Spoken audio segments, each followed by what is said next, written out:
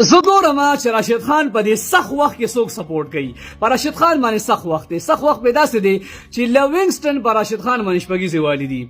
دا هغه لوینګسټن دی چې راشد خان بال به نشي ټچ کولی.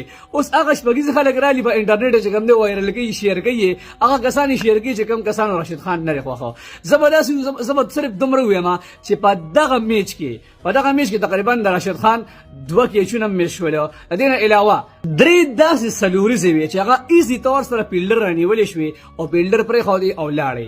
د هغې په وجه باندې خامخا تا باندې یو بیټسمین بیا ډاډه شي. هغه د کمزور نه کمزور بیټسمین ولې وي په تا به ډاډه شي. او بیا دې وخت راشد خان خبر وي پام هم لږ کوم دی خراب روان دی. نو ان شاء الله راشد خان د موږ یو سټار لوبغاړی دی. ان شاء الله سټرونګ کم بیک بږي او داس طریقې سره ورازي څنګه طریقې سره چې کوم دی مخکې لوبې کړې دي. په آی پی ایل کې چې کوم دی دریم لوبغاړی دی دنیا چې یو نیم سل وکټ ټول نه تیزترین غشتي دي. په دنیا کې اولنی لوبغاړی دی چې په شلو ورس لوبو کې ټول نه زیات وکټ په نړۍ کې غشتي دي. د افغانستان اولنی لوبغاړی دی چې درې لیګونو فائنل ګټلې دي. نو راشد خان یو هیرو دی یو سټار دی. ان شاء الله سټرونګ کم بیک بږي.